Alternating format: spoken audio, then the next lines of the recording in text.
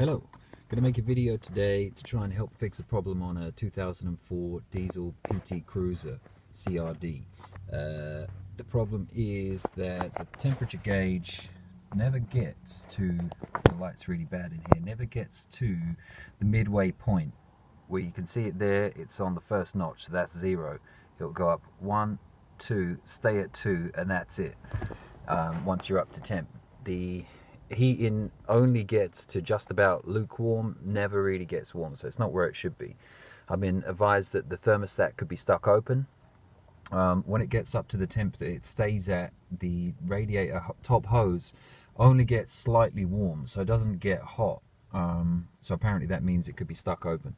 So today we're going to try, instead of replacing the thermostat housing, which is, you know, fairly expensive and a bit of a pain to do, we're going to try putting this thermostat in the top radiator hose to trick it essentially into, you know, figuring out what to do for itself. I'm not hugely technical in this stuff. This I got from Euro Car Parts for a tenner.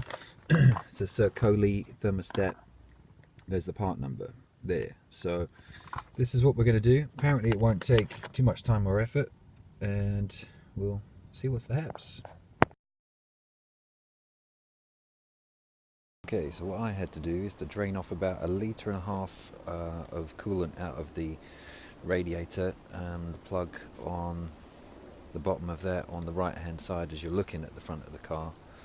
And then I took off both ends of this upper radiator hose, so just some pliers that will kind of fit around these largish kind of clamps, so that one connects to the original thermostat housing, and this one which connects to the radiator. I found that just taking that pipe off just gave me more leverage to try and get the new thermostat into this end here and shove it right down so there's enough clearance. Having that hose out of the way seemed to help me a lot better.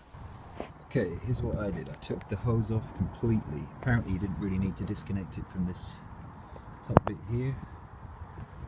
Sorry about the light, it's terrible, but I did. So I took it off and made it much easier to manoeuvre. To get this inside was a bit of a pain because there's a lip running around the edge of the bowl, the big bit, that's the bowl really, of the new stat. So put a bit of fairy liquid on there, jammed it in, used the screwdriver just around the, if you can see the very thin lip around the inside of the new thermostat, just carefully pried it in there with a flat edge screwdriver, got it in as far as I can. I think that's probably gonna fit in there okay now, so that's what I had to do. Anyway, will it work? Who knows? Yeah, took that hose off, put the new thermostat in, wedged it down as far as I could so that you get the hose back onto where it should be. There's a little marker just underneath where that hose kind of fits there, so you see that, and then put the clamps back in place. There was a little bit of trickle of coolant still out of this hose, so you might want to put, you know, a plastic bag or something underneath that, and do this when the engine is cool, obviously. So yeah, that goes back on. I then topped up the overflow tank here and ran the engine for about 5 minutes with the cap off, so try and let any air out, you know, as it works its way through the system. Let that out. Took it for a test drive, let it run up to temp, came back, let it cool down a bit, took the cap off, and did the same thing again. Another 5 minutes just to try and help that bleed out, I guess. I don't know if that's entirely necessary, but I didn't want to take any chances.